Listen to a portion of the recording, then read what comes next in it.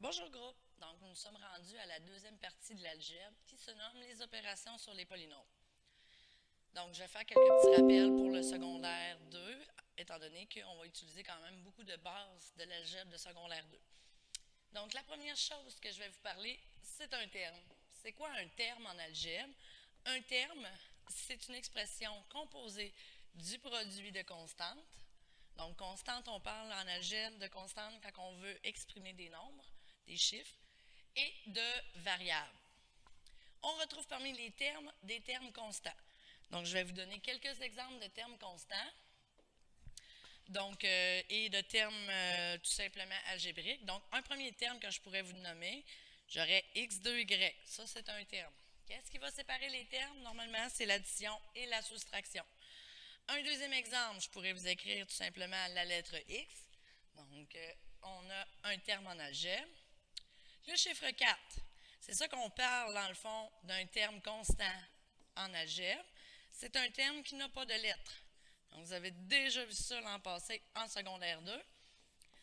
Donc, un terme constant, c'est un terme qui n'a tout simplement pas de lettres. Puis, si je peux vous en rajouter tout simplement un autre, je pourrais vous écrire moins 2x, y2 pourrait être, dans le fond, un autre terme. Les coefficients. Donc, les coefficients, ça va être quelque chose qui va être très important. Un coefficient, c'est quoi? Un coefficient, c'est la partie numérique d'un terme. Donc, des fois, on nomme ça comme ça, ou on peut dire le nombre de fois que la variable est répétée. Donc, si je reprends mes exemples ici, dans le fond, c'est que je sors tout simplement le chiffre à gauche de mon terme. Donc, s'il n'y en a pas, je vais vous dire un peu qu'est-ce qu'on pourrait mettre. Donc, supposons que j'ai moins 12 AB2, le coefficient va être moins 12. Si j'ai moins A, c'est comme si j'avais moins 1A, donc mon coefficient va être moins 1. Si j'ai juste la lettre X, vous savez que par défaut, le coefficient, c'est 1. Et si j'ai, exemple, ici mon quatrième, X sur 4. Donc, le coefficient, c'est comme si j'en avais un en haut sur 4.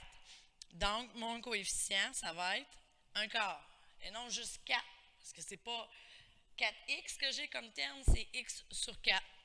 Et si vous avez bien compris le principe pour la dernière, je sors mon 2 et mon 5 pour me donner la fraction 2 cinquièmes. Donc, pour les coefficients, ça ressemble à ça.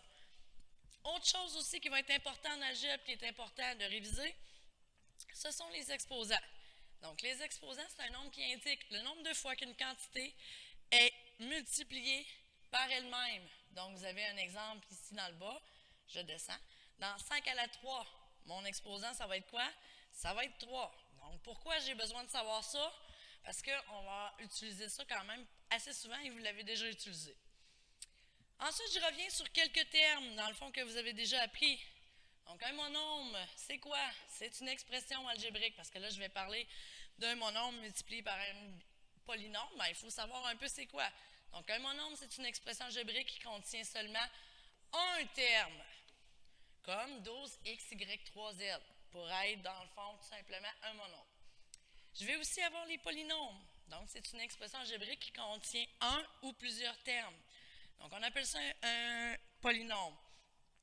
Si j'en ai deux en particulier, on va appeler ça un binôme. Donc, quand j'ai deux termes, ici dans mon expression algébrique, comme supposons mon premier terme est 2x, mon deuxième est y. Donc, on a deux termes, on appelle ça un binôme. Un polynôme qui contient trois termes va s'appeler un trinôme. Donc, un trinôme, c'est trois termes. Donc, premier terme, c'est A2. Mon deuxième terme, c'est 2AB. Et mon troisième terme, c'est B2, tout simplement. Donc, il faut juste être capable de différencier combien j'ai de termes. Qu'est-ce qui sépare les termes? L'addition et la soustraction. Donc, voilà pour cette première partie, pour la page 6 de vos notes.